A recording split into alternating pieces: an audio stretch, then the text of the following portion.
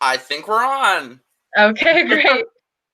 Hey, thank you guys so much for watching. This is my first sort of like podcasty type thing, so we'll see how this goes. Might be a train wreck, but anyway, my first guest, this is awesome. Is somebody that I just discovered on Twitter and YouTube, and she is so freaking awesome, and I love her, and I'm so happy you're here, Olivia. It's me.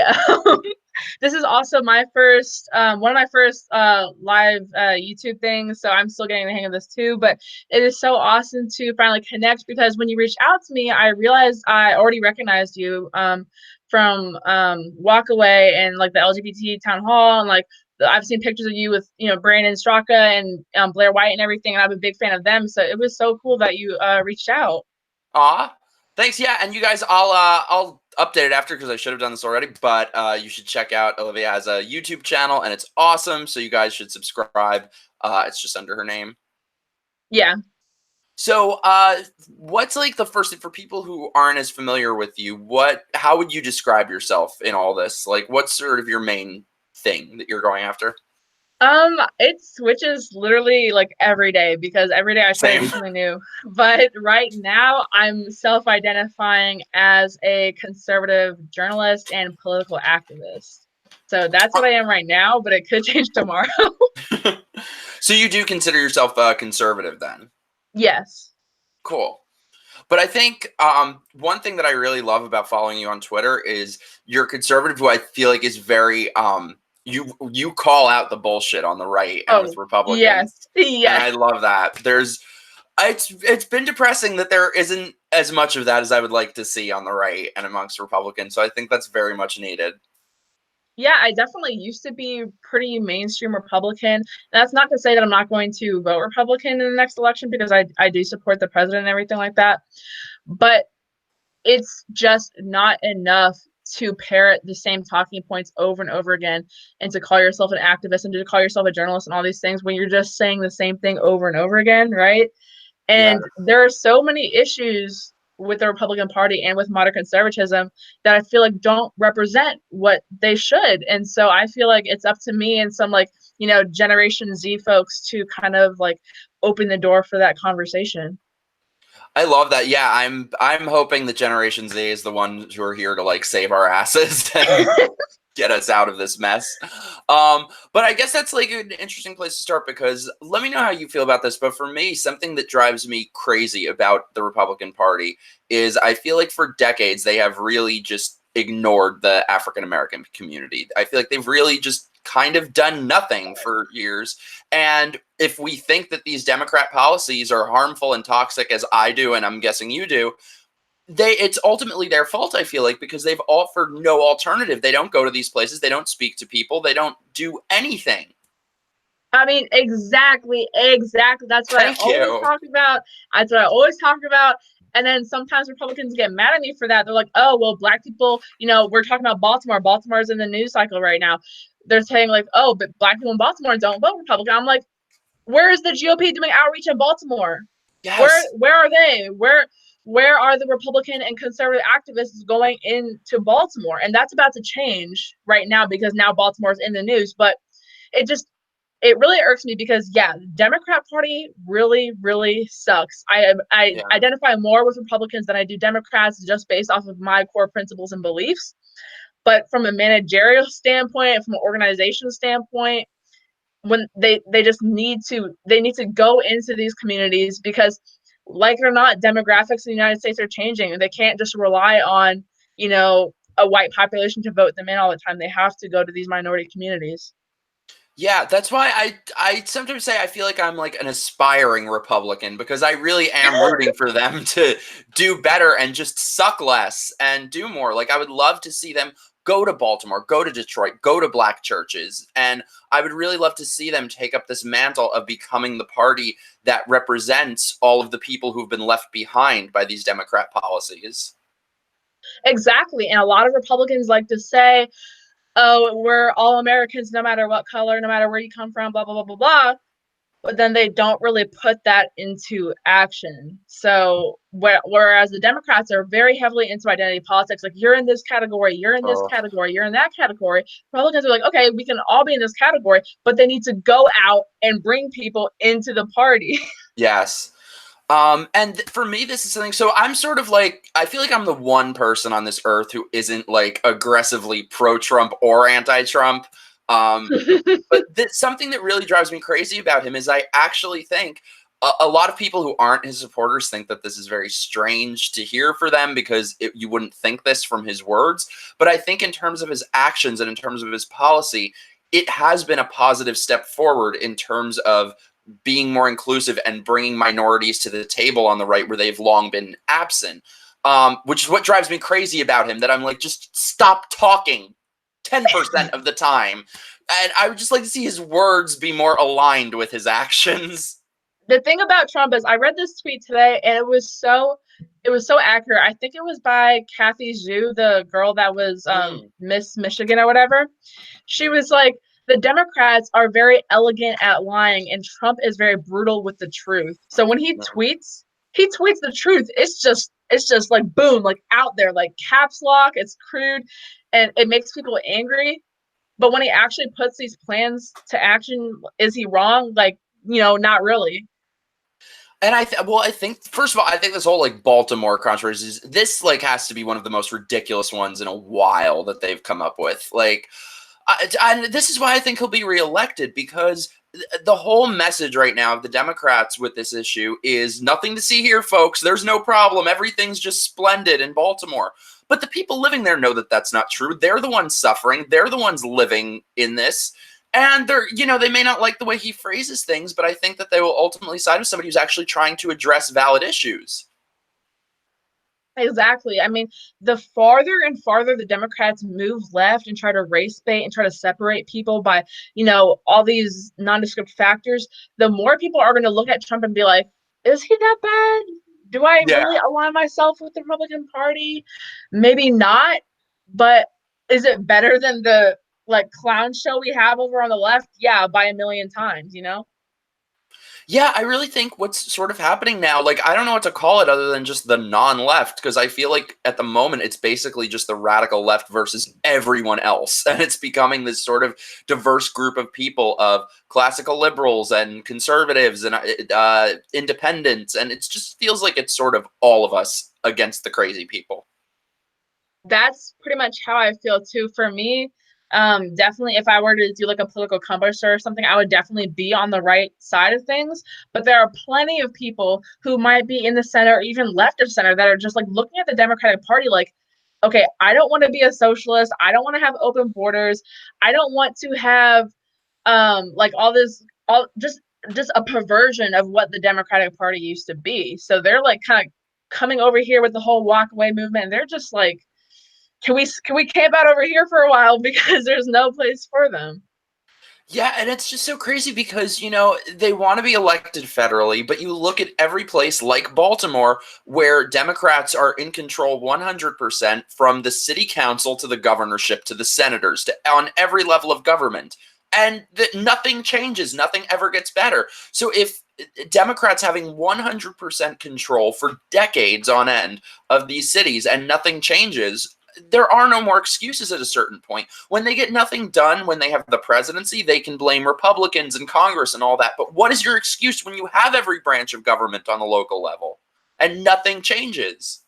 Yeah, the thing with Baltimore is that in Maryland we actually do have a Republican governor, Larry Hogan, but it's it's there's just the local government is much more powerful than the state government when it comes to Baltimore because it's such a big urban area. It takes people like the representatives there, like they're the ones in charge of Baltimore, not the governor, not the president. I don't know why everyone's calling it white supremacy, that there's rats in Baltimore. Yeah, there's Uh, rats in Baltimore. That's not white supremacy. That's not Trump's fault. That's the representatives in Baltimore's fault. But it really pisses me off. It really does because I live an hour outside of Baltimore one way, and then the other way I'm an hour outside of DC. So those are both urban areas, and they are both under majority Democratic leadership, and they are both dysfunctional.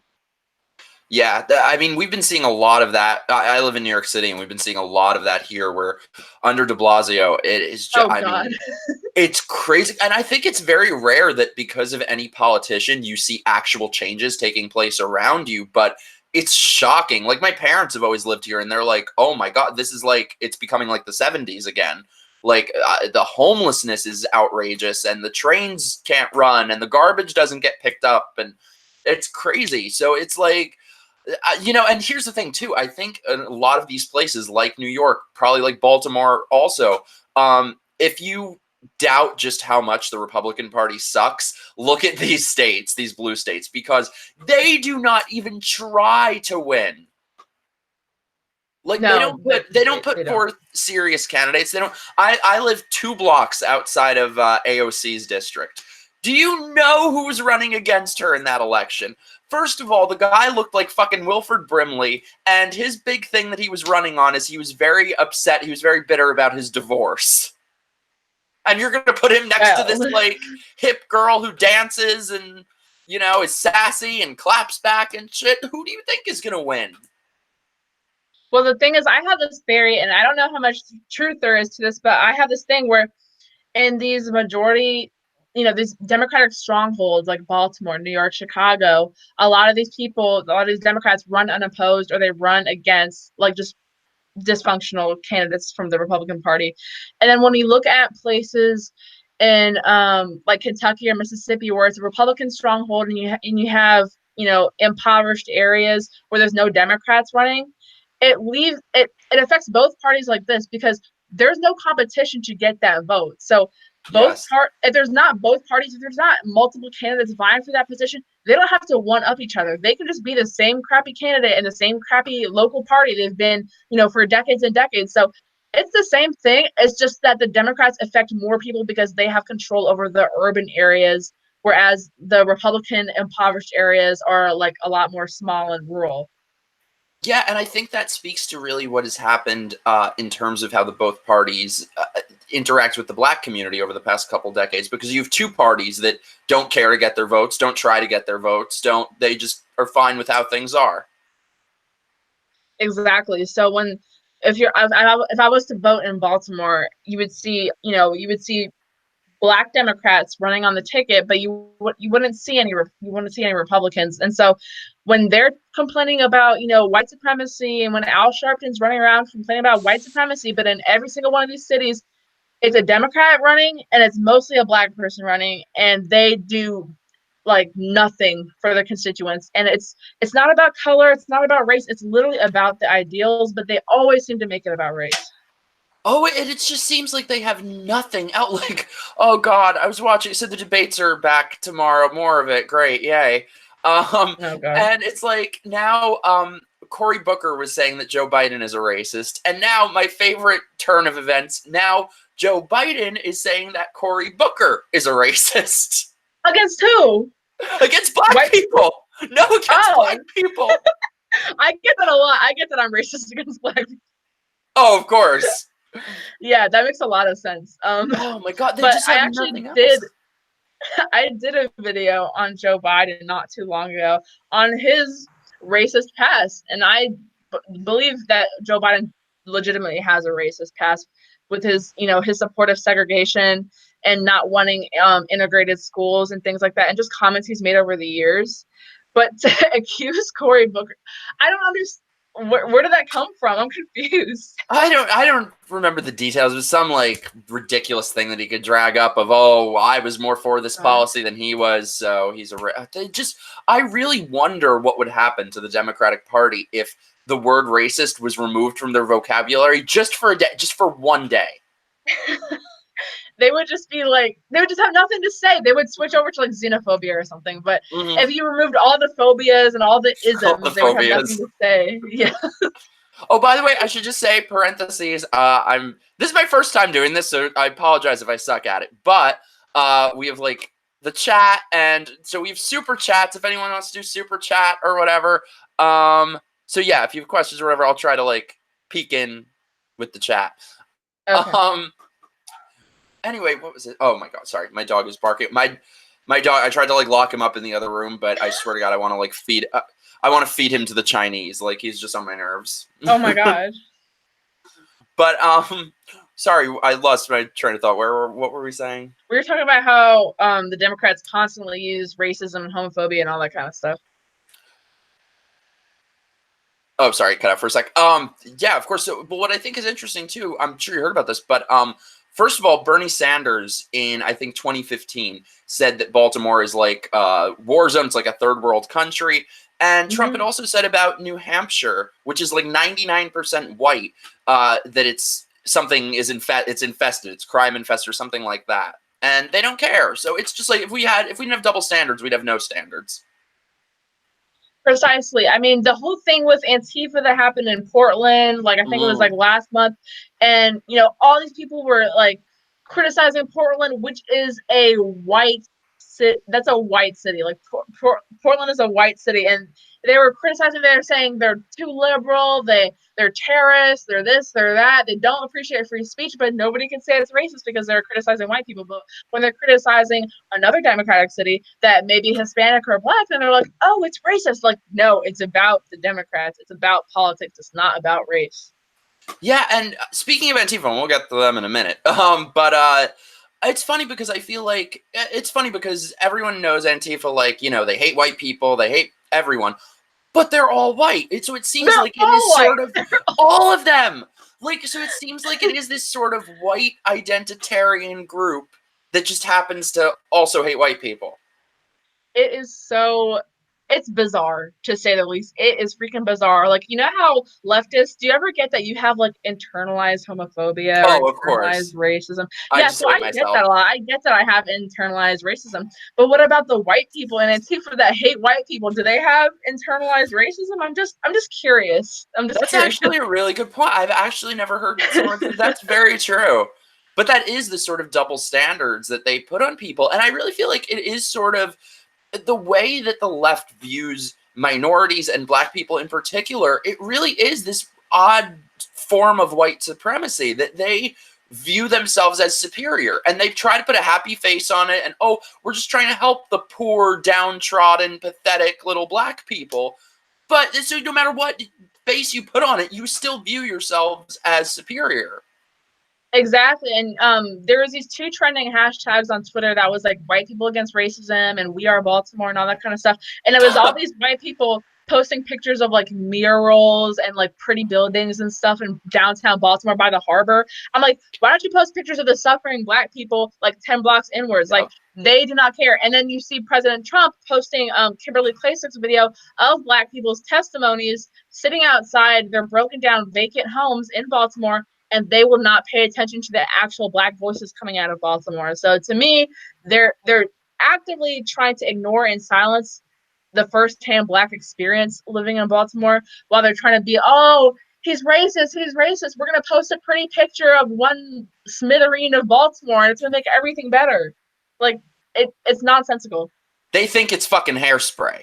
Like, that's their image of Baltimore. Basically. But that's the thing is, like, these things that, it's always socialism for thee, not for me. Like, they would never, these people are talking about all of this, get them to move to Baltimore, get them to spend a day there, let alone a week or something. They've shielded themselves from seeing the reality of their policies and their ideology. Like, they would never be caught dead there. They would never be caught dead living on the border or living in in the projects, any of these things that people are actually affected by. No, and we see the same thing happen in LA and San Francisco, and how all these Californians are moving to Texas because they don't like the socialism that they voted for, and now they're going to turn Texas blue and create the same thing over and over again. But I do think, actually, though, what we were talking about before, I do think that Texas is kind of a good example because the Democrats almost came close to winning that election because they tried really hard. So maybe it won't happen in one election cycle, but if Republicans just try, because the thing is, in New York City, just in my lifetime, we've had Republican governors and mayors and senators, and no more because they've just given up. So if they would just try to win, do something, anything. Like, to me, they're as bad as Democrats because they are the enablers. They don't do anything. Well, I've seen a lot of Republicans kind of wallow in self-pity when I'm like, where are the Republicans in Baltimore? Where are the Republicans in New York? They're like, well, Black Yes. people don't vote Republican, Hispanics don't vote Republican, gay people don't vote Republican. I'm like, there's probably a reason for that. It's because Yes. you don't seem accepting of them, so why should they vote for you? Yes. That's the thing. And I think this is such a key statistic that gets overlooked is that 40% of African Americans identify as conservative, but like 90% vote Democrat. 90% of people cannot all be wrong. There's clearly a reason for that. Exactly. And then that's when the little smither of like racism will come out because then they're just like, well, Black people are just they're just brainwashed, they're slaves on the plantation. I'm like, hold on. I hate that.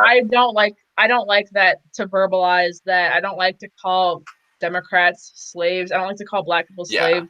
I used to do that, that talking point a lot, and there is some merit to it if you're trying to draw a parallel, but I'm not going to be one of those white Republicans that's like, you're a slave on the plantation, because that's not going to help anybody. That's not going to make anyone vote Republican. You have to go in and relate to them. You have to go into these communities, and that's why I love certain people like Scott Pressler, who is organizing this big Baltimore cleanup. He's actually going to go into this community. If we could get a politician to do that, that would Yeah. be amazing.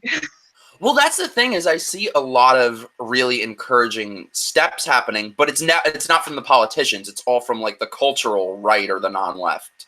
It's from people Yeah, we like have so Scott and many you. great yeah, we have so many great political activists and pundits and political commentators and journalists.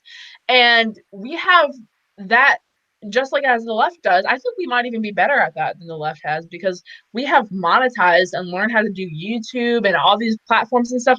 But they're the ones with the politicians. Plus, they have, Yeah. pop culture and Hollywood on top of that. So it's like we're losing the culture war, and it's kind of our fault. Yeah, because I think a lot of times conservatives choose to like stand on formality, like when things are happening and their free speech is being attacked and they're being censored. They're like, oh, well, it's a private company and the government can't get involved. Like, shut up. There's going to be nobody left in another year or two.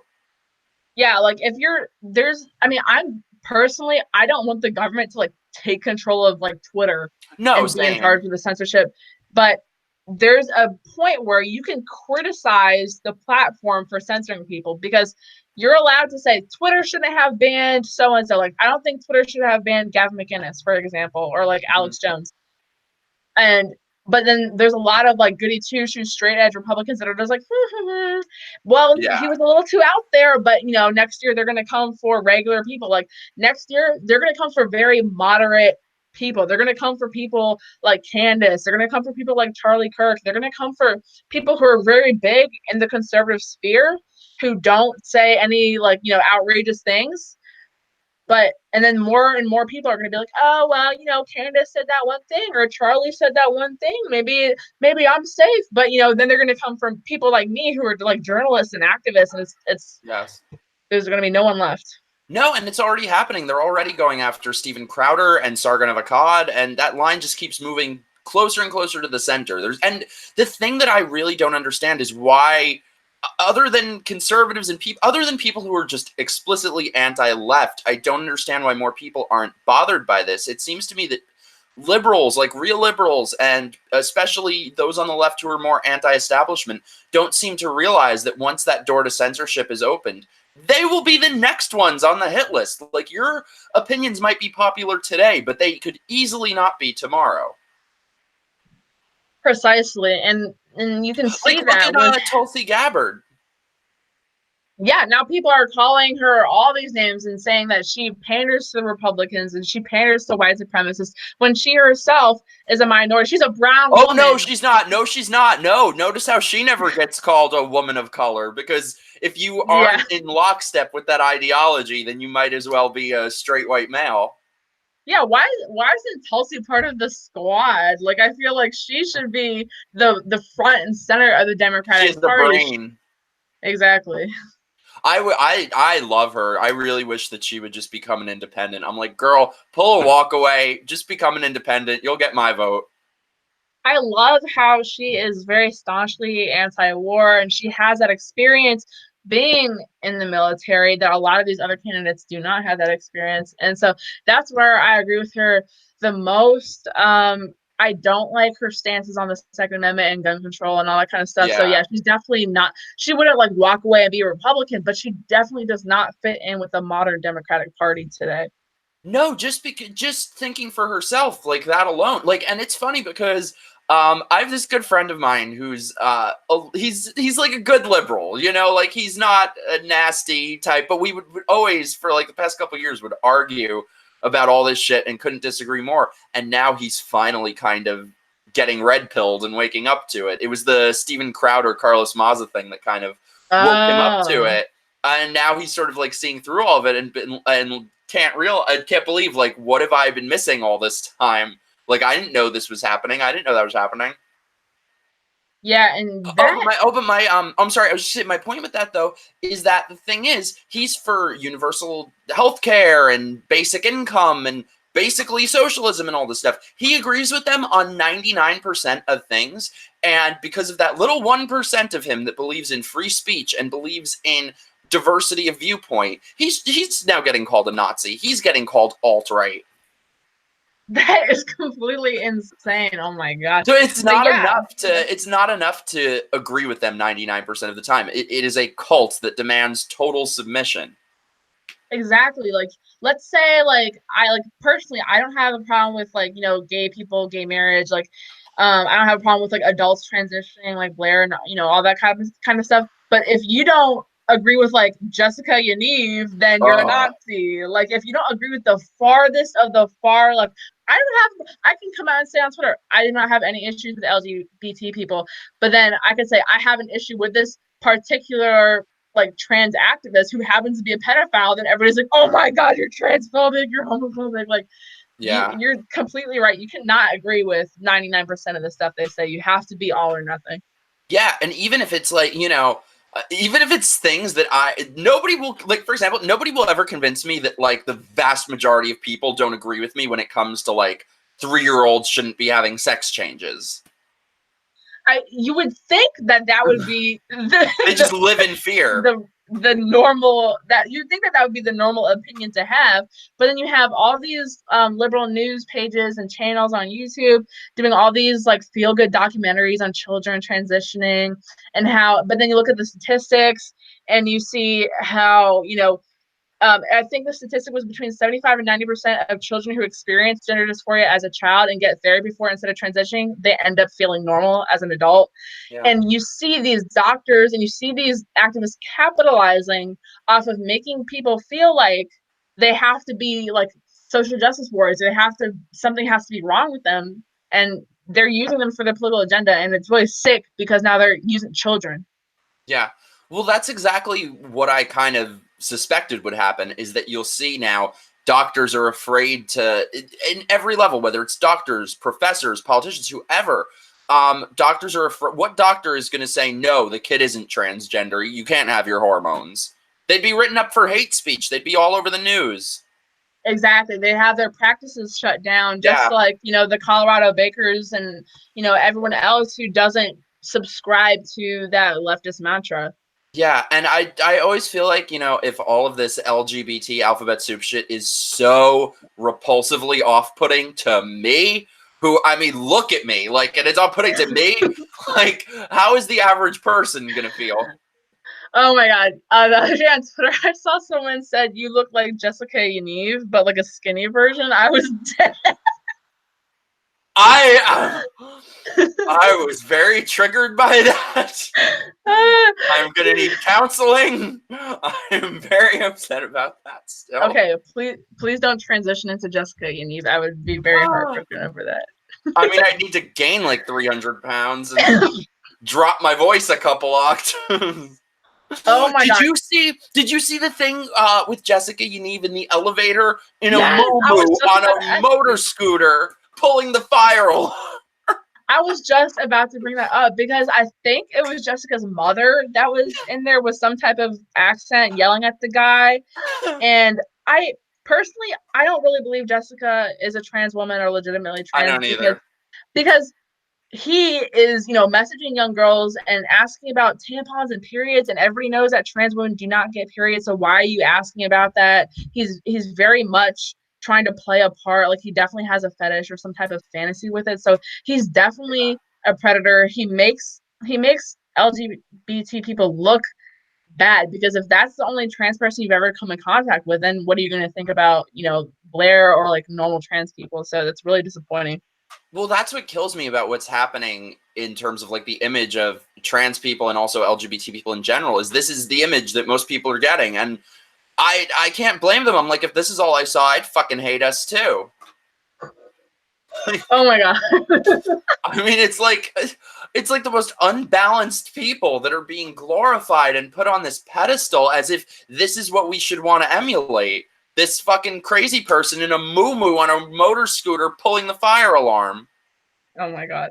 But yeah, and I have to say, I will admit this, I used to be pretty biased against gay and trans people. And then it was a couple years ago where I started watching Blair, and it was weird because I considered myself pretty liberal at this time, but I grew up like in the Baptist church. So I was like very conflicted with my thoughts on like the LGBT community. And I went back and forth a lot. And then I came to accept gay people because I was like, oh, love is love, whatever. And then when it came to the issue of trans people, you know, the only thing I was seeing about them was like the bathroom debate. Yeah. And people like Jessica kept making the news for like pedophilia and things. And I was like, oh my God, this is crazy. And then I discovered Blair White off of one of her videos. I think it was her body positivity video. It was like 3 years ago. Like it was a very old video. And I didn't even know she was trans. I had watched like 5 of her videos because I loved her political views. I thought she was beautiful. And then she mentioned being trans. And I was like, wait, there's a trans person that's normal that I agree with.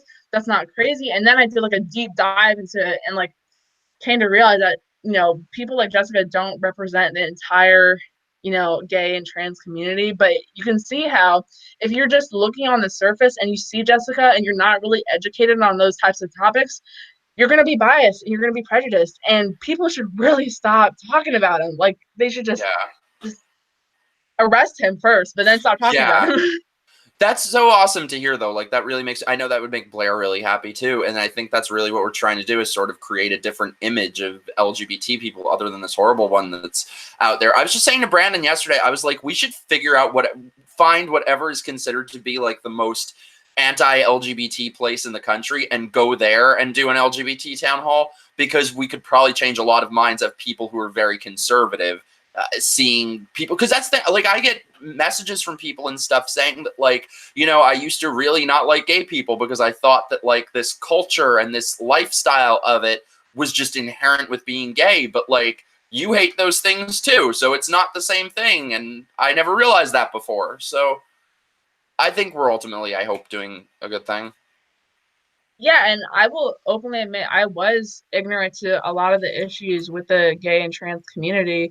And I went back and forth with being super liberal. Like there was a point in time when I had a Tumblr and I was like 13, and I found like, you know, the otherkin community on Tumblr. So there was a time where I was basically like super into Tumblr, and I was accepting of any, but like you could have said I'm like a chipmunk and I would have been like, oh my God, trans God. But like so I went back and forth for a long time battling with like religious beliefs and but you know, stuff I read on the internet. And then I came to the conclusion with Blair, and then that furthered with, you know, people like Brandon and you and stuff like that yeah, it's not a big deal. I mean, people are different, people are born different ways. It's fine. It's just you can't have like that crazy, like as you said, the alphabet soup culture. That's where I draw the line now. Same. And it's like, what pisses me off is it's gone so far beyond tolerance, and it's not like, it's not even like you have to accept it. It's, you have to like it. Yeah, You you have to can't just celebrate say it. yeah. You better Like bake that cake and wax those balls. yeah, like you could like they'll go up to Christians and attack them like you have to openly celebrate our gay wedding. It's like, oh, but they can say like, oh yeah, I support the legality of gay marriage. I think you should be able to like, you know, live without persecution. But they're like, no, you have to bake a wedding cake for our wedding. It's ridiculous. And so many people were saying now, like, look how quickly it has evolved from you better bake that cake to you better wax those balls. And Like, the now slippery always slopes. it went downhill so fast. Oh my god. But speaking of this, you know what's funny? So, whenever I meet somebody, especially like at our events and stuff, whenever I meet somebody who's both black and LGBT, I always have to ask them, I'm like, okay, so like whatever backlash you've gotten for not being a leftist, has it been worse from the black community or LGBT? And every time, every single one of them is like, there is no comparison. Like, there's nothing on this earth that is as cult-like as the Alphabet Soup Club. I would So, probably, yeah, that seems plausible. Like I'm not LGBT or whatever, but I am like mixed race. I am a minority and I'm black and everything. But for me, it has been very hateful. Like I've had people calling me the N-word, white and black liberals calling me the N-word online. They attack my looks all the time. They attack the fact that I'm mixed. They're like, oh, she probably has a white mom or like something like that. Like they try to insult my parents or whatever for whatever reason. It's awful. I can't imagine what it would be if I came out as gay and conservative. I don't know what type of insults that community would use, but that would probably be awful as well. so like the backlash you've gotten, would you say that's mostly from white liberals, or is it very much because for me, with the only thing I have to compare it to is like being gay or LGBT, and it's like they are so nasty and so spiteful. But like it seems to me, just as an outsider, that it seems like there is a lot more free thought amongst the black community. I would say there's free thought. Like Or you're there's more of allowed a to be mix. well, you're allowed to be a conservative in the black community because there are groups like Hoteps and like black Christians and like black Hebrews and things that are naturally very conservative. Um, but you're not allowed to be a Republican. You're definitely not allowed to wear a Trump hat or be a Trump supporter. So there are black conservatives online. Like for example, like Tariq Nasheed, he is very, very like anti-LGBT. He's very conservative on that issue. But if you are like a Trump voter or a Trump supporter, he's like, "Oh, you hateful bigot, white supremacist." Like a lot of these black people are more conservative than I am because, as Yeah. I just said, I have no issue with like gay marriage or anything like that. But you have black conservatives like Tariq Nasheed who act like there's some huge like gay Jewish conspiracy to like Oh God. feminize the black man or whatever. So you're allowed to And be for conservative, but And you for can't be people a who don't Republican. know, Tariq Nasheed is like a radical leftist, but that's where like like I don't know, I feel like far left, far right, it comes full circle and it's the same thing basically. Because he's so far left that he's back and hating on Yes. different people for different races, for different sexualities. I'm like, are Yeah. you right or left? He's just a Democrat. He's just a black. He's basically, I don't know what he is, but he's not a Republican and he hates Republicans, but he agrees with things that Republicans stand for, and he's more conservative on a lot of issues than I am. So I don't understand him. It's just he's black and he has a lot of black supporters. So there is some free thought in the black community, but you can't support who you want, basically. That actually makes a lot of sense because I went with Brandon a while ago because we did the LGBT town hall and then they did like the Black Americans town hall. So I went to help him out in Harlem. He was like filming street interviews with people. And what I found really interesting is every single person, every black person that we spoke to agreed on most of these issues with illegal immigration and economic things. Like it was agree on so much more than we disagree on. But then if you say the word Trump, they just automatically associate that with racist. We hate him. He's horrible. But if you look at the actual policies, they're on board. And that's where I think that the Republican Party in general, like they have to realize that this, and I know, like I understand how they think because this is what I thought my entire life. So they have to understand that this perception exists that Republican equals racist, conservative equals racist. And they've done nothing to try and change the narrative and change that perception. Well, the only person who has done something is Trump, where he has, like I was invited to the White House by Donald Trump twice. Once in last October for the Young Black Leadership Summit, and once this February for he literally invited me to the Black History Month celebration at the White House. Oh And he's wow. done all these he's done all these things to try to include Black people, try to reach out to Black people. You know, the whole thing with Kanye West and Candace and everybody. Like, I think he's done a lot. Yeah, I think he's done a You know, lot. it's like they're they're just not with it. Like, they're not with it at all. They think that they basically think he's wasting his time, because those are the same type of people that I said earlier that are basically like, oh, Black people always vote Democrat, Black people always do this and that. It's like, okay, Trump is actually trying to do something, so why don't you help him? Because it wasn't always this way. Black people historically have not 90% voted Democrat. So obviously something changed, something happened, but we have to bring it back to, you know, more of an equal split. Yeah, I think that for decades, for a very long time, the right gave up on a large segment of this country. And that's kind of the thing that I sort of see starting to happen now, that I think is a really beautiful thing, that I think sort of the toxicity and the identitarianism of the left is sort of bonding everyone else together. And I feel like it's sort of making conservatives embrace Black people and gay people and transgender people as sort of a way of saying, like, fuck you, these are our fellow citizens, you know? Yeah, and I actually love that. And I have so many like boomer white conservatives on my page that will go to bat for me if Same. somebody ever says anything to me. Like, if somebody is like, "Oh, you're a house Negro, you're a coon, you're Uncle Tom." I have like all these people like old enough to be my grandparents, and they're white people that you would think are very racist, but they're like, they're bombing them out, they're reporting their comments, they're blocking people for me. Like, they're just so, they're so supportive. So I really don't mean to generalize Republicans when I say that, you know, they don't do outreach enough. It's mainly the politicians I'm talking Oh, it's about. totally the Yeah, politicians. because I have, you know, I have like 19 something thousand followers on Twitter, and a good number of them are white, and a good number of them are older, like older generations who are perceived to be racist, but they really aren't. Yeah. So this is sort of something I feel, let me know what you think about this, but I sort of feel like when people say that the Republican politicians are all racist, I feel like that isn't necessarily true. I think they're just cowards, and I think they don't want to lose one vote, and they're afraid that they'll have upsetting the apple cart. They might lose a vote from some 90-year-old racist somewhere. And I feel I like that's Yeah. partly why they don't do more, or haven't I until think, this point. yeah, I definitely agree. Like, there are Republicans, like, you know, like Steve King, who was all like Ugh.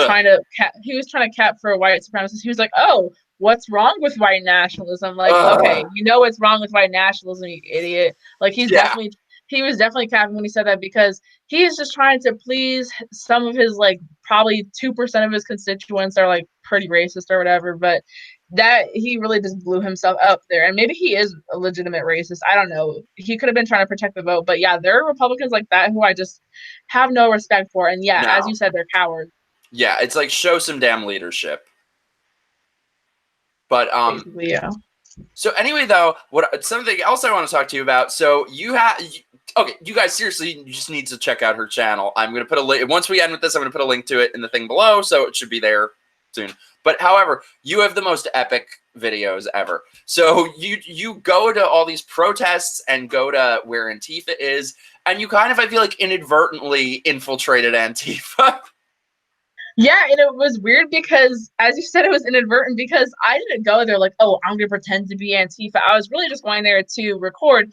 But then when I walked into their rally, they assumed that I was one of them, and that is so racist. Because if I Yes. That's so racist. And I'll tell you what happened. It was so funny because I walked in there. I was with another Black conservative, Mikkel Crump, and we were in there with our tripods and everything. We're talking to people, and this white lady comes up to us, and she hands us these pamphlets, and it was like, were you arrested protesting white supremacy? Call this free lawyer. We'll get you out of jail. Like, they were connecting us with all the hookups that Antifa has. Like, they have this whole lawyer team and everything like that. It was crazy.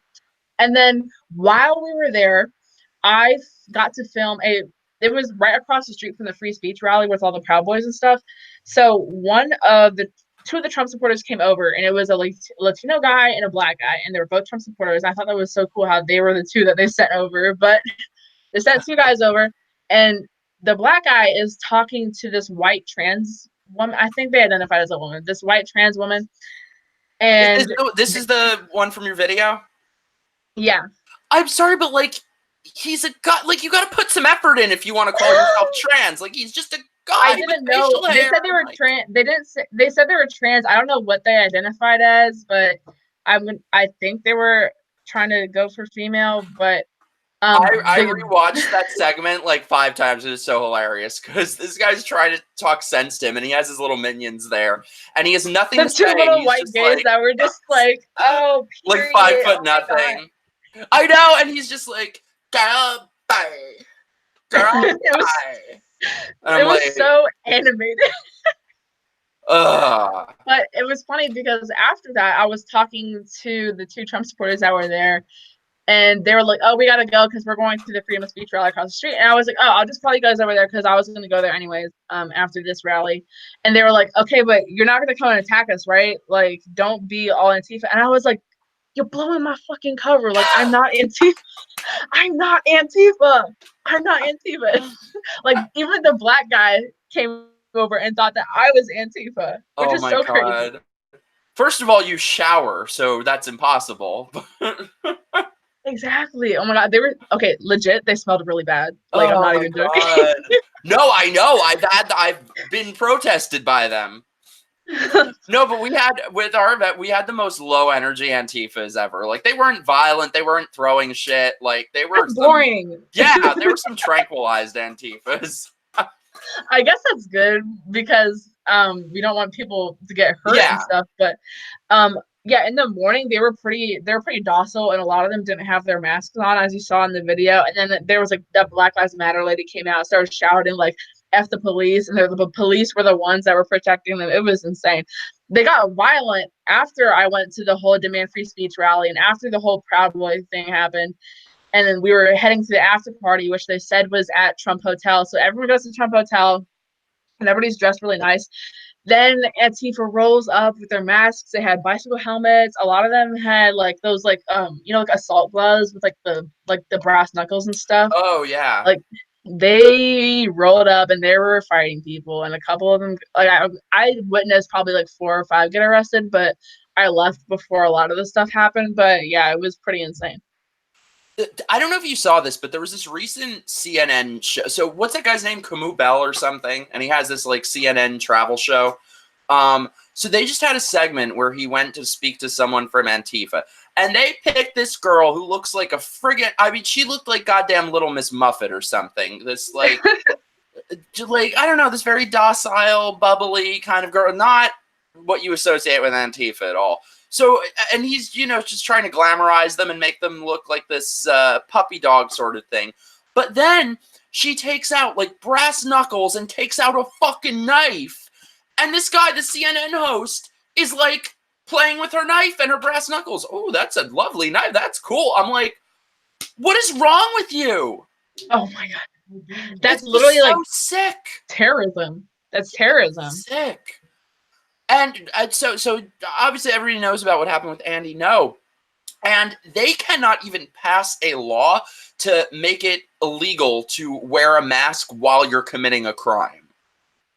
That's The not thing with even that like is, that's not yeah, even like it's illegal to wear a mask. Just to wear a mask while committing a crime. I mean, what do we need? Some Michael Myers, Jason Voorhees law?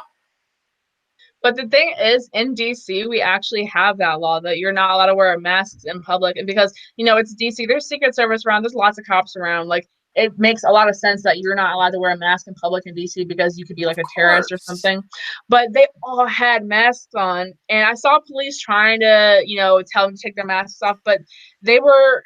They just did not comply, and the police did a generally pretty good job. They were very quick with creating barricades. They weren't letting people get beat up. Like, it was so different when I saw Andy get beat up. Like, people stomped on him. They bashed his head in it and everything.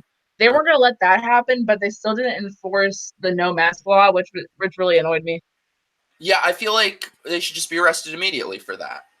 Yeah, if you were out with a group dressed all in black, you're shouting, you have knives, you're yelling, and you're running after people, and you're inciting violence, and you have a black face mask on, just put them in cuffs because nothing good is going to happen from that. That's not free speech. That's inciting violence. Yeah, it's crazy. And the thing is, the capitulation of elected officials and law enforcement to them, it empowers them to be more violent. Because did you guys see this was maybe a year ago or something, but the guy who got hit on the head with a bike lock by Antifa, that guy was just sentenced recently, a couple weeks ago, to probation.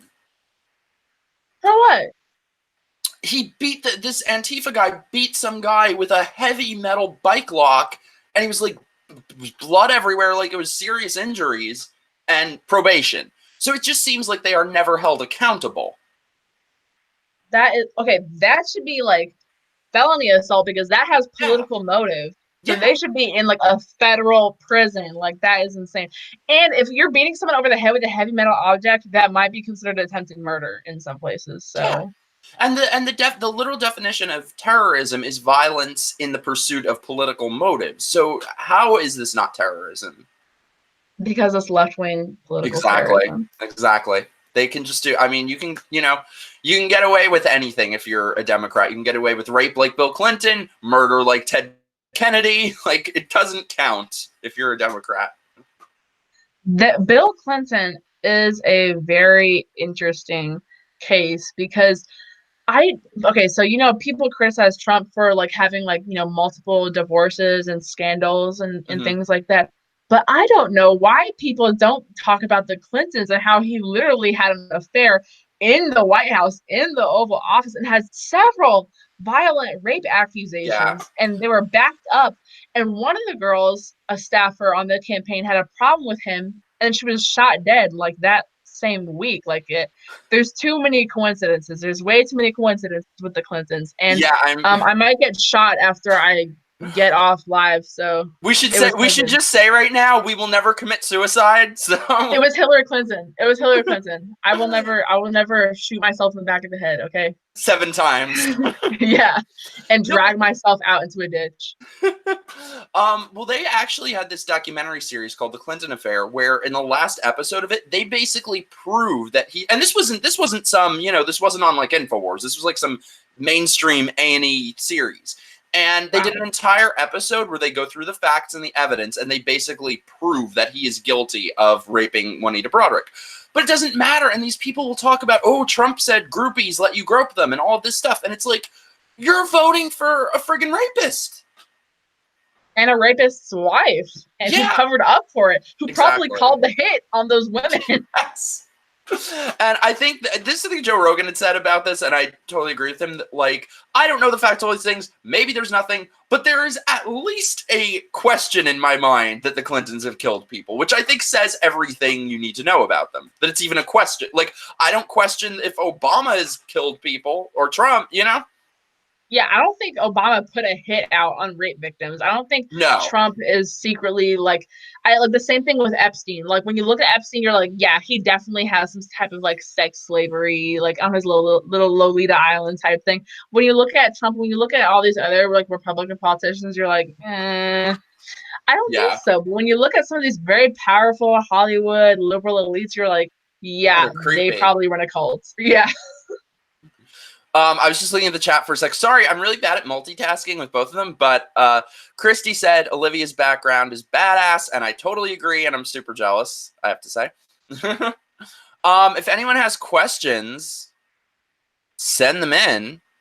Sorry, I'm really bad at the multitasking, but No, you're good. I posted it on Twitter, and I'm so mad. Like nobody gave me any freaking questions. Like, what the heck? I wanted to like have like questions in front of me to answer. well, maybe some will send in on the live chat. Give us your questions. Let me see. Olivia, by the way, this is my question for you. When are you coming to hang out in New York? Because we need to hang out because you're amazing. You're like my favorite person. Okay. I am leaving for college on August 23rd. I'm going to a school in Pennsylvania, and I'm wrestling there. Nice. And that, yeah, it's like, it's in the Poconos, so it's like outside of Scranton, I think. And there's an Amtrak that runs through there, and I could like just be up in New York in like an hour or 2 hours, so I could definitely do that. Okay, awesome. Well, you got to come hang out with us. One second. We have question 3 Creators. Greg, I love you guys. Got to check out 3 Creators Symposium on YouTube, on Facebook. They're my favorite show ever. My favorite people. So they said that they want to know about your wrestling career. Oh, okay. So I started wrestling when I was 14. Now I'm 18. And in that span of time, I am a three-time national champion, a six-time All-American. I wrestled boys my first 2 years of wrestling. And in my second year, I actually did really good. And I had some varsity matches and some varsity wins. And then I was on the Olympic development team in 2017. And I have a wrestling scholarship to university in Pennsylvania, where I will be trying to become a college All American and college national champion. God damn, you are badass. I have a hetero crush on you, not gonna lie. Oh my god, that's like the biggest compliment. I'm Aw. definitely the stereotype of like that random like straight girl that like loves like gay friendship. You're a Like, fruit fly. okay, yes, exactly. Like I would never say that on Twitter because some of my followers are like sticklers. Like they would be like, Oh, that's really offensive. But I I know can't I deal can with say people like I that. feel like I'm in a safe space here, so I'm Yes, just our safe space.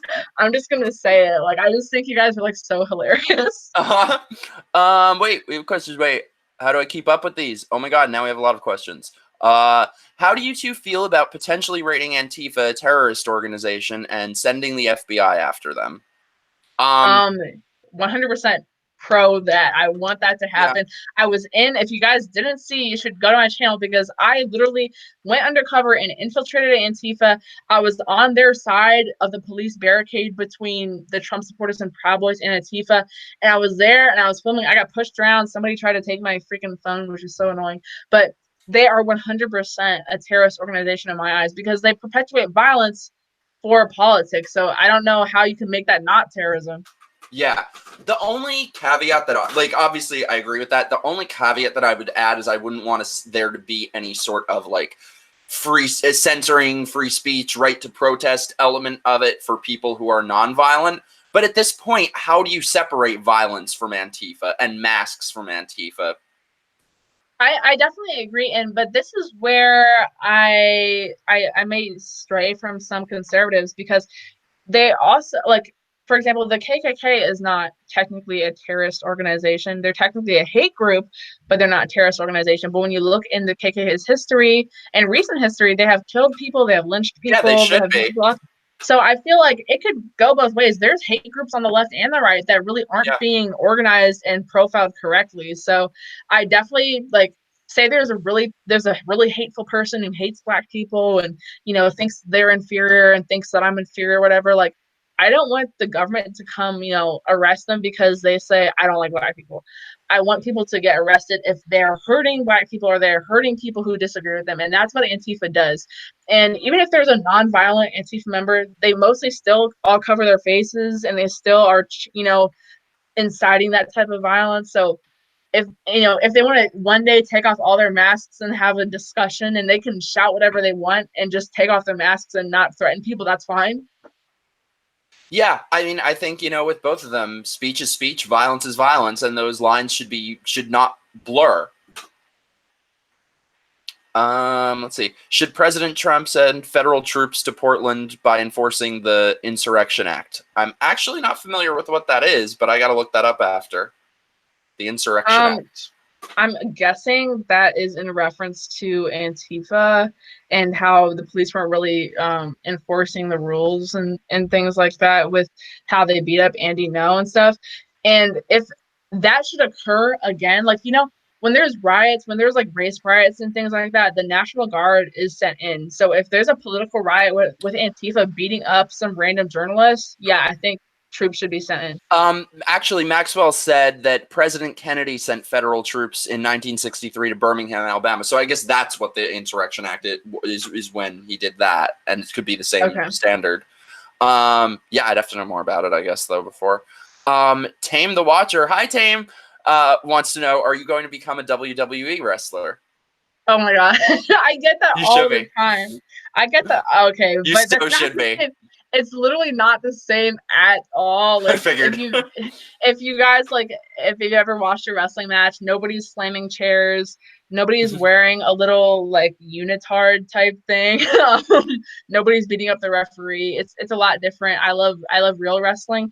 Unfortunately, in every other sport, when you hear like professional soccer, you think of like soccer players that get paid, or professional football, you think of NFL. When you think professional wrestling, you think of like Hulk Hogan and John Cena instead of like actual wrestlers. So that really Yeah.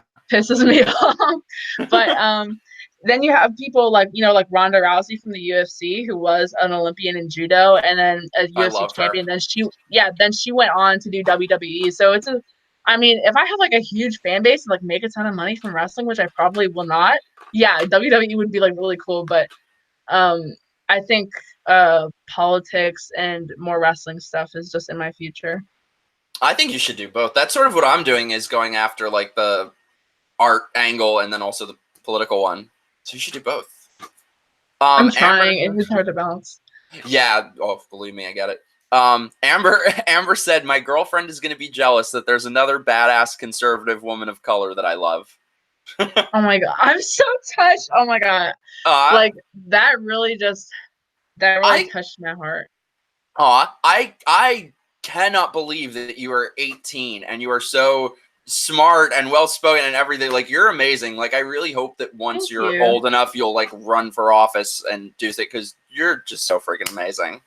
Well, first of all, thank you. And Oh, second, I think one day it might be in the future for me because, I was committed to a different school. Like I was when I was on the Olympic development team in 2017, I actually got a almost full ride to a different school in Atlanta, and I was just going to major in business because I didn't know what I wanted to do yet. Then I got into politics, and I actually gave up that scholarship to go to a different school, which so I could major in political science. I still got a scholarship, but it was everything. Just I threw everything like in the air so I could pursue this dream, and I have such a passion for local politics because, like I said, I'm from the DC and Baltimore area.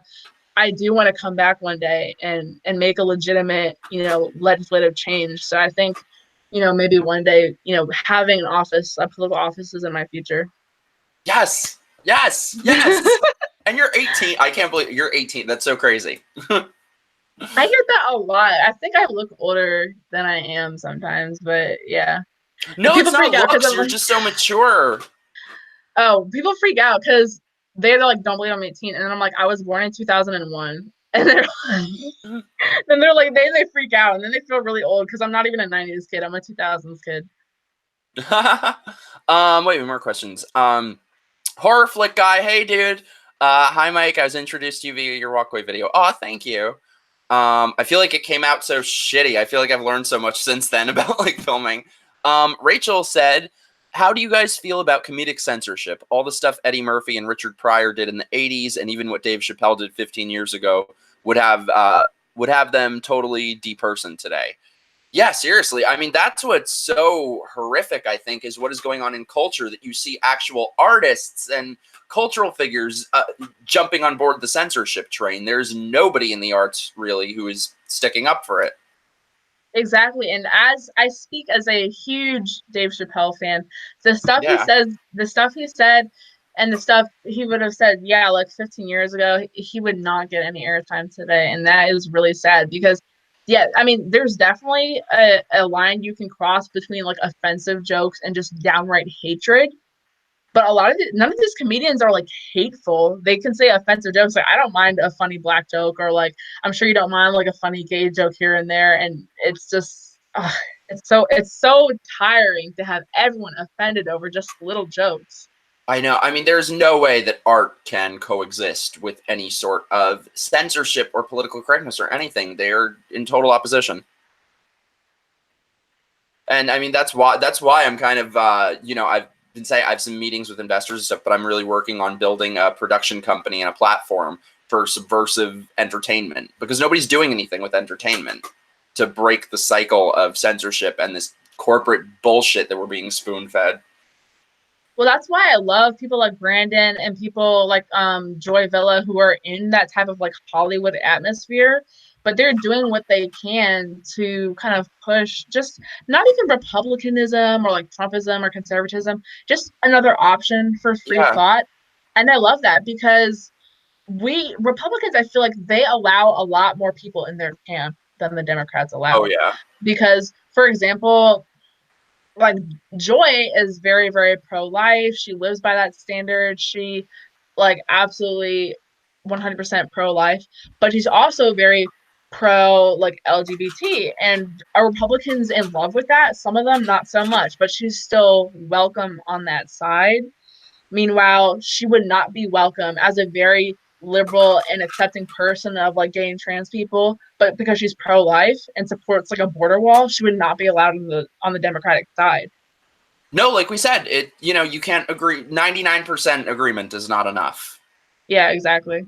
That's why it's a cult. It's funny. Like I've been meaning to do a video about this forever, but like there are certain websites that are like the official national cult prevention, and they'll list like the warning signs of a cult. And when you read every single one, it just sounds like verbatim, like the left. Oh my God, do that video. That would be so funny. It's like loss of sense of humor, disconnecting from people with different opinions, fear that you're being persecuted. The group is always right and is morally superior. Like it's crazy how much What does that lines sound up. like? Oh my God. Yeah. Christy says she loves Joy Villa. We all do. She's awesome. Personal question from Maxwell. Conservative Christian Republican dad with precious gay 19-year-old son. Has your family always supported you? Oh, that's so sweet, Maxwell. You're a great dad. That is so cute. Yeah, I have great parents. My parents have always supported me. Other extended relatives, not so much at all. With both being gay, and then also my political stuff. Now, God, a couple months ago, my parents went to it's my dad's brother, and had like this Passover Seder, and they started talking about Walkaway and how it's a Nazi group and they're Nazis and it's run by Nazis. They didn't even know I was, because I haven't seen them in years, so they didn't even know. I'm assuming your family is all very liberal then. Yeah, but okay. My parents are sort of changing a bit, because the thing is, my whole family they're all musicians. So like they're like that sort of like old school liberal of art and free speech and all these things. They're real liberals and accept everyone, and not censorship and open borders. And like they've always been hardcore like I think for a lot of people like us, I know this is certainly the case with me, and I think it's true for my parents also, is that it's like it doesn't even enter your mind that you don't have to vote Democrat. You know what I mean?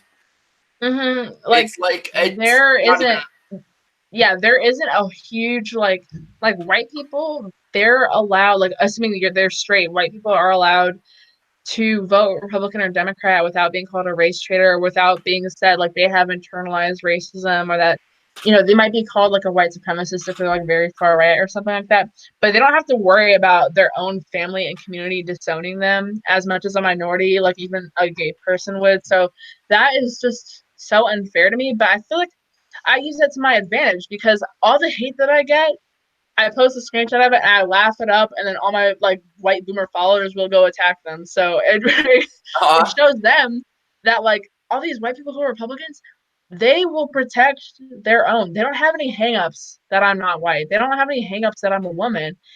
They do not care about that. They care about what's in your heart, and I really respect that. No, and what's really funny for me is, even back when I was a liberal, from the moment I came out, I just never, ever, ever, ever felt accepted by the gay community. I could never be myself. They always hated me. I always felt judged and glared at, and I just never really had much in common with them. And what's funny is over the past couple of years, the acceptance that I never got from other gay people, I've sort of found in the most unexpected place possible amongst more conservative sort of people, which is something I never would have expected. I feel that a lot. And for me, it's a little bit different because I am biracial. I'm half white and half black. But, in this current political climate, I'm functionally black. You know what I mean? Mm-hmm. Like how Barack Obama is biracial, but he's functionally black. Like in terms of politics, he's a black man. So in terms of politics, I'll probably always be a black woman unless, everybody becomes mixed in the next 50 years, which is, that actually might happen. But so for now, growing up, I was like quote unquote black. And I still identify with that part of my culture very heavily. But I went to a pretty much all black middle school, and I was in the magnet program. It was strange because the magnet program was mostly more wealthier white kids. and then the general population of the school, which that makes it sound like prison, but yeah, the general population of school was Black, and they did not like me. They looked at me as whitewashed and like not complete, as you said, when you felt uncomfortable with like a lot of the gay community, you didn't feel like they accepted you. That's kind of how I felt too, growing up, with a little bit of an identity crisis. Like, what am I? Am I white? Am I Black? And right now, I'm both, but to other people, they always see something different with me. So I do struggle with that a little bit, but at the same time, I wouldn't change it. Like, I like being unique and stuff. And then, like I said, I do kind of use it a little bit to my advantage in some points when talking about political discussions, because you can't call me a white supremacist. You can't call me a Black supremacist. Like, I'm both. So yeah, well, maybe if a Democrat gets into office and we have reparations, half of you can pay the other half of you. that would be so great. Like, Your white half can pay your Black half. I've thought about that before, because there are people like Tariq Nasheed who hate white people and call white people today like the children of slave masters. I've heard him say, and things like that. Am I a child of a slave master, or am I a child of a slave? Or is there like some type of mixture in between? I don't know. Sorry. This question for Mike: sexy calendar when? What does that mean? Would I be on a sexy calendar? What calendar? Would you? Of course I would. Please. Nobody has to convince me to take my clothes off. Oh God. But that reminds me, I had like maybe we'll all be on a calendar. You can have like your wrestling gear. Oh my God, like in a singlet. That's so nasty. Stop. Okay. I had the most awful question, or the most awful comment on YouTube like 2 days ago. I don't know if you saw it. I saw that. On Twitter. And that, I was talking about being biracial just now, and that just reminded me of it, because he was like literally coming at me so hard. And I don't know, they didn't really have a profile picture of themselves, but their name was like a white European name. So I'm just gonna assume that they're white. But yeah, he said, I'm just gonna read it. They said, "You look so deformed. WTF. This is why white people can't mix race with Negroids. Women go back to Africa." Negroids. It's like the word Negroid. Oh, it's like the worst stereotype of a. Oh, that makes me so mad. First of all, I'd love to see what this fucking sea monster looks like. The audacity, like, you're gorgeous. The audacity to say that to you. But I'm sorry, like that. No, because my first reaction was like, "Oh, that's really rude. Like, what did I say to like some random white right winger that made them respond this way?" But then my second reaction was, "Well, I'm a conservative channel. I don't spew any hate towards white people or right wing groups, and this is probably a liberal trying to comment under my comment under my video." And say some hateful things. So I would probably be like, "Oh, the Republicans are so racist, blah, blah, blah, blah, blah." Yeah. But I mean, even if it was like a fringe right winger who just goes on random right wing videos to hate on people, like, that's fine. I know it doesn't represent the group, because when I posted about it, everybody was like, just block and delete that guy. He's an idiot. He's racist. So if we had more of this happening with Republicans and conservatives condemning racism and white nationalists when they see it, we would go so far. Yes, thank you. Oh my God, yes. It drives me crazy. It drives me fucking crazy. Like, it seems like anytime there's an instance of that, they speak very softly and tiptoe around it, and they don't want to, They don't want to, like, a lot of people, definitely not everybody, but a lot of people, they don't want to say things that are outright racism. And I think that's because, the whole, like, Jussie Smollett, Erica Thomas, or Thompson thing. Yeah, but some things are.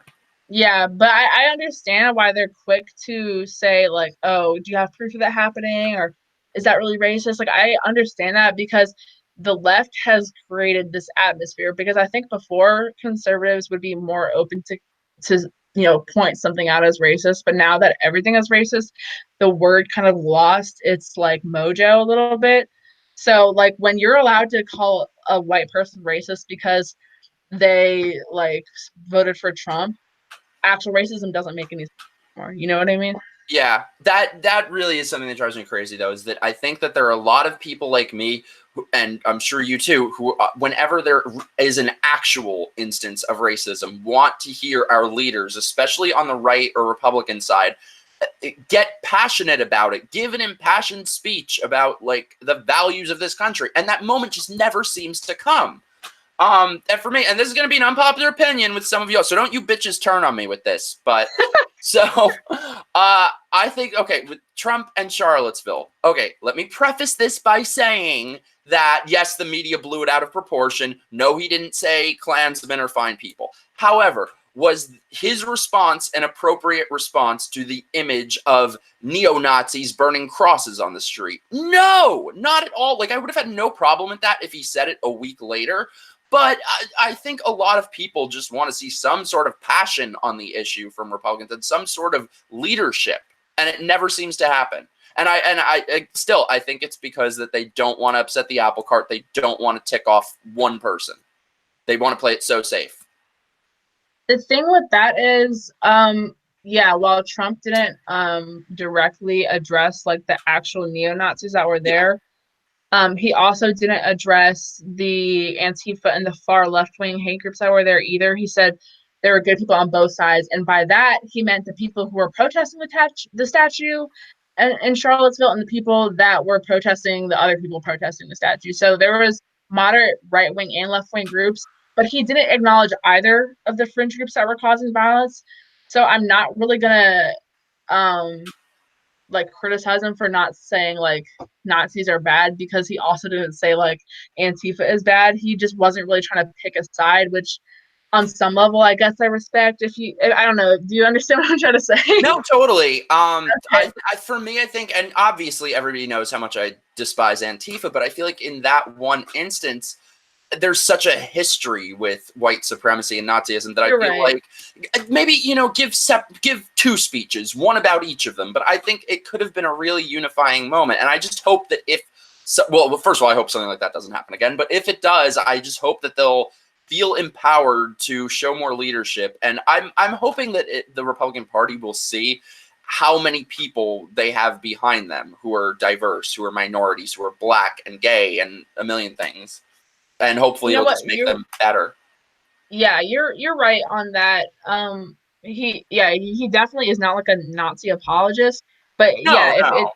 if this type of thing ever happens again, I hope he does learn from last time, because last time his quotes got taken out of context and he was made out to be a Nazi apologist, which he Yeah. wasn't. But if it happens again, I think he knows what to do, hopefully. Yeah. I haven't looked at the comments. I'm now sure they're all going to be like, you fucking libtard. Oh my God. I just opened it. The first thing I saw, Rachel, I'm shocked Mike hasn't taken advantage of his sex appeal more. Well, thank you. Well, What's you my have to fucking, what? you have to do the calendar. What fucking sex appeal? Jeez, tell that to like these homos who live here. I'm like perpetually single. I'm so sorry to hear that. But like, if I was a man, you would be such a catch, okay? Aw, thank you. Me too. Oh my God, if I went that way, you'd need a restraining order. So wrong.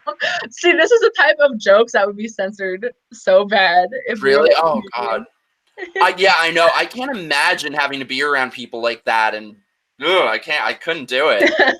Wait, let me look at comments. Mike, do you think Pete Buttplug has a fighting chance? No. Oh God. No, he I doesn't. I'm sorry. I think he's like laundering money or some shit, because have you seen the money that he's raising more money than any of them? Where is it coming from? He's at like 3% in the polls. Like something does not add up here. Something is not kosher. I haven't actually seen that, but I would be interested to see the numbers behind that, because I didn't know how well he was doing with like the donations and things like that. I think he might be. I mean, on the Democrat side, I think he might be number one, but he's nowhere in the polls. He's maybe like 3%. So something does not add up. Mayor For me Pete with is that. number one with donations. I might be wrong. Don't quote me on that, but he is one of the, if not the highest, one of the highest. Okay, well, if you're wrong on that, you're hashtag canceled. So Of course. Wait, let me look. Let me see. Scroll down. Whoa. Sorry, I'm still trying to figure out how to use this. How do you feel about fake conservatives? What do you mean by that? I would need an example. I think maybe what I mean, I don't know, I could be wrong, but So one thing I've heard a lot of people talking about, I don't know if you've heard about this, but this woman, Cherie Murray, I think her name is, who's running against AOC. A lot of people have been very upset that she, I think, voted for Obama and wrote a tweet like congratulating AOC on her victory. But I have no problem. That makes me like her more. Great. She's a walkaway. I mean, I did all those things. I voted for Obama. I will speak on that though. I will speak on that because I actually support a different candidate in her district. I don't know Is if it, you know what's his name? Antoine Tucker, Tony Yes, Tucker. I saw, do you know Benji Irby? Yeah. I saw him last night and he was telling me all about him and he sounds amazing. So I want to look him up more. No. I'm really excited He about is him. Tony Tucker is the candidate to support because he has been conservative for years and years. I first saw him in person last October at the Young Black Leadership Summit, and I've talked to him personally. I've talked to him at the White House. I talked to him at Trump Hotel last week, and he is the guy to get behind. But let me tell you, the establishment GOP does not want him to be the candidate Oh, because no, they do not want him to be the candidate, and because he is a black guy. He's tattoos. He doesn't talk like the GOP wants him to talk. Like Sherry Marie, she is very she's very prim and proper. But she was congratulating AOC when she won last year. I don't think that's enough time to totally turn around and switch your beliefs and be that's a good prepared to point. run a campaign. Because you can definitely turn around and switch your beliefs after you voted for, well, maybe not voted for, but at least approved of AOC. But you're not prepared to run a campaign. You're not prepared to take her place if you were just supporting her like last year. But all she did was she like made a little tweet and called into the news, and now the Republicans are like putting her everywhere. But I really support Tony Tucker because he is just so legitimate. He's from the hood. Like he is just what he's That's basically what like we need that's what we on the need. right, on He left. does not care if he offends anybody. He's a little bit like Trump in that way because he will cuss you out. Like he is, but he's the epitome That's of New what'll win York. here. Like, I live in Queens. That is what will win here.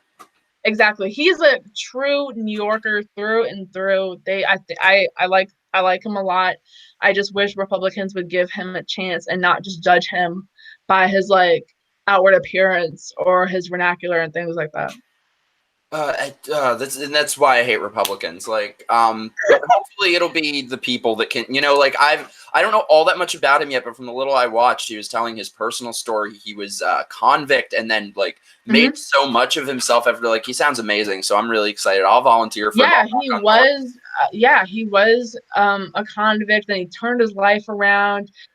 He stopped all his criminal activity or whatever. I don't even know exactly what he did. I forgot. It was something like he's not a murderer. I promise he's not a murderer, but he turned his whole life around, and I just think he's such an inspiration. And like I said, he's a genuine New Yorker. I think New York would love him, but they're not really giving him a chance. So I want him to be on that ticket.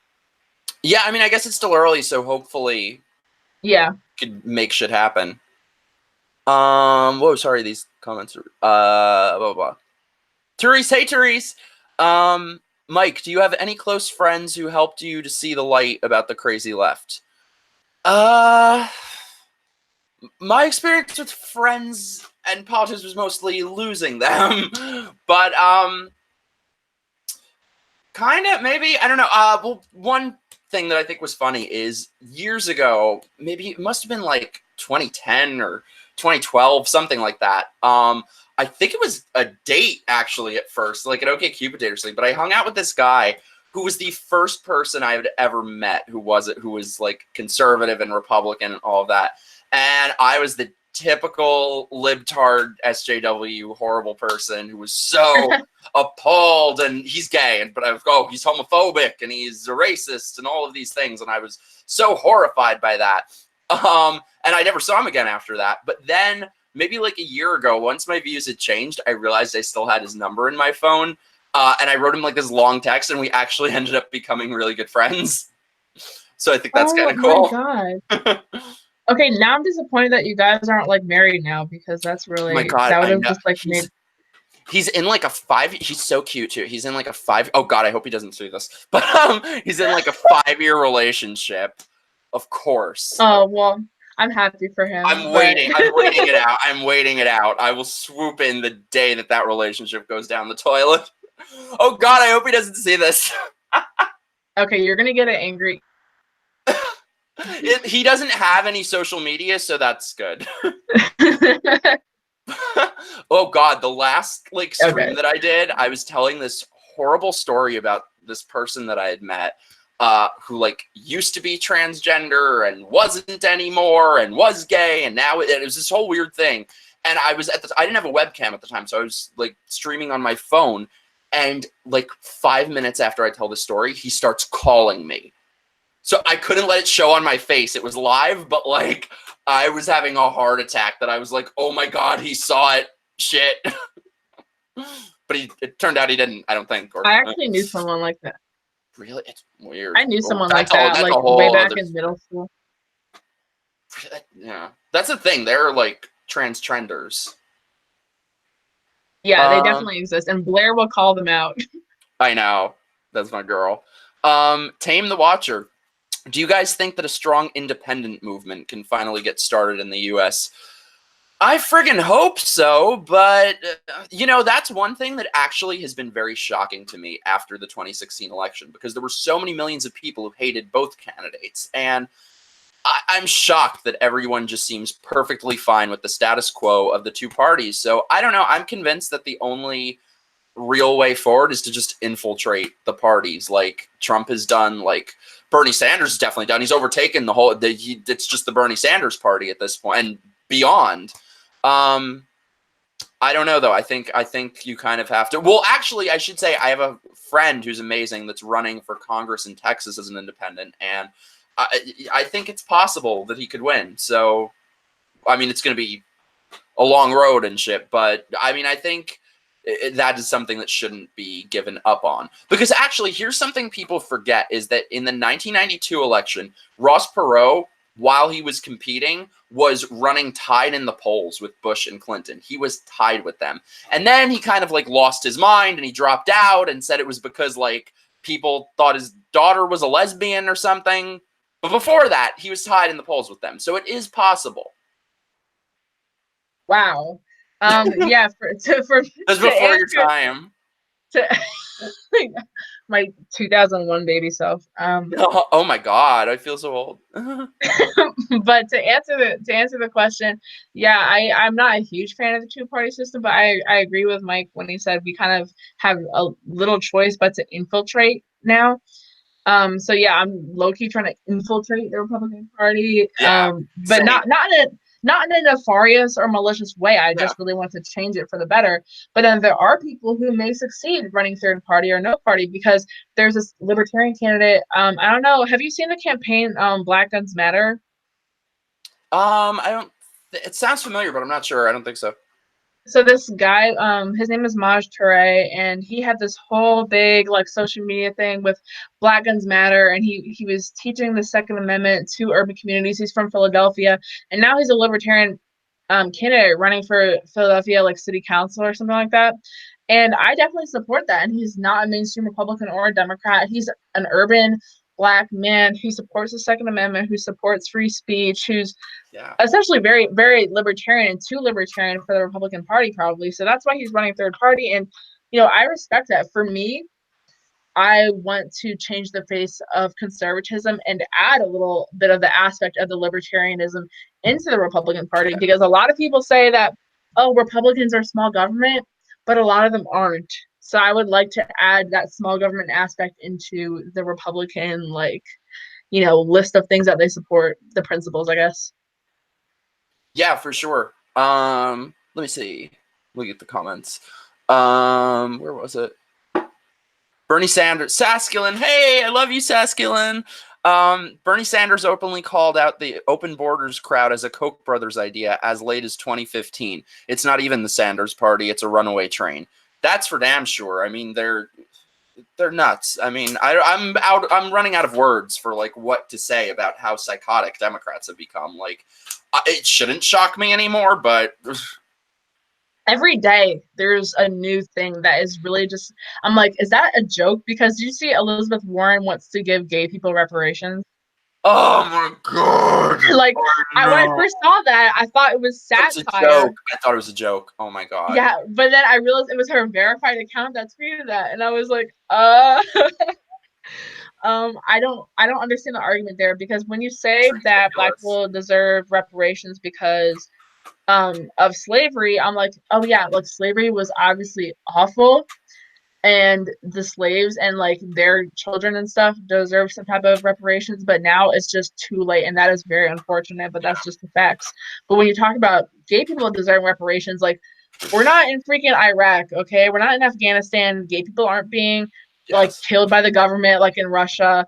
They were never enslaved in the United States. I don't see a sound argument for gay reparations. The only argument she gave Ridiculous. was marriage equality and how straight couples get tax cuts when they're married.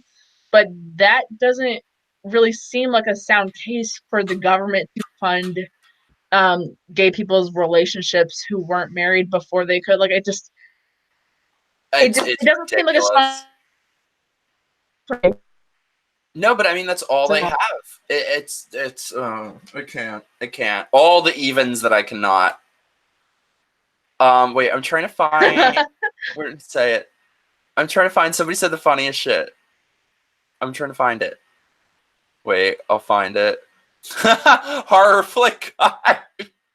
Voting for a Democrat is like having Freddy Krueger as a gynecologist.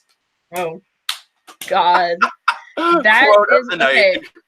Okay, you don't understand how painful that even sounds, because as somebody who owns the female parts, that sounds awful. For that, just I'm like crossing my legs right now. So stop it. Well, anyway, I feel like that might be a good place. Is there anything else you wanted to add or anything where people um. can find you? Oh yeah. So my channel is just my name, Olivia Rondeau, and Rondeau is Rondeau. It's French. Haha. And then you guys should follow me on Twitter, because that's where I post my political commentary and a lot of my opinions, and that's Rondeau Olivia.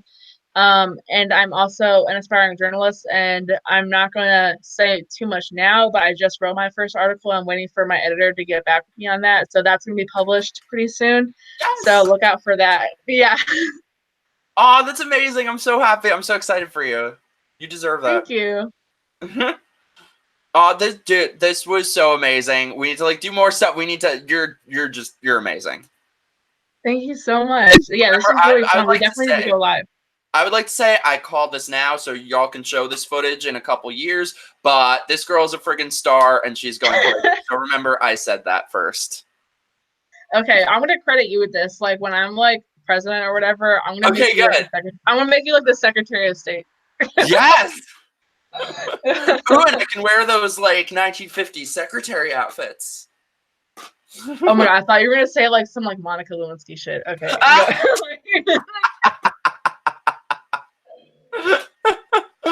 Oh my god, you're the best. This is amazing. We gotta do this again.